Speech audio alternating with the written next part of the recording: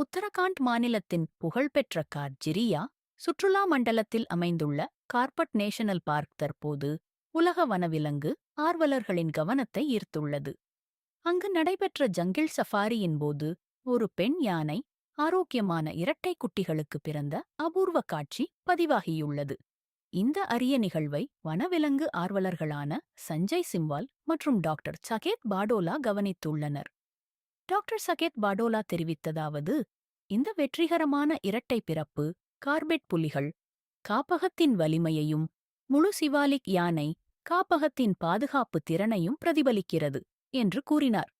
யானைகளின் கர்ப்பகாலம் பொதுவாக 22 முதல் 24 மாதங்கள் வரை நீடிக்கும் நிலையில் இரட்டை குட்டிகள் பிறப்பது மிகவும் அபூர்வமான ஒன்றாக கருதப்படுகிறது.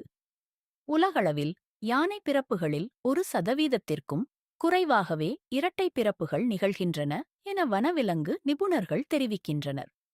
முன்னாள் மாநில வனத்துறை துணை இயக்குநரும் வனவிலங்கு நிபுணருமான ரங்கநாத் பாண்டே கூறுகையில், 2 குட்டிகளையும் கருவில் சுமந்து பிறகு அவற்றை பராமரிப்பது தாய் யானைக்கு மிகப்பெரிய உடல் மற்றும் ஊட்டச்சத்து சவாலாகும் என்றார்.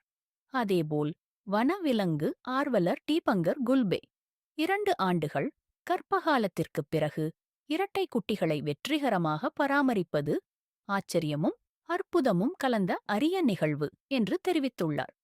இந்த அரிய யானை குடும்பத்தை காண வேண்டும் என்ற ஆர்வத்தால் கார்ஜிரியா சுற்றுலா மண்டலத்திற்கு சுற்றுலா பயணிகள் அதிக அளவில் வரத் தொடங்கியுள்ளதாகவும், உள்ளூர் சஃபாரி முன்பதிவுகளில் கணிசமான உயர்வு ஏற்பட்டுள்ளதாகவும் தகவல்கள் தெரிவிக்கின்றன.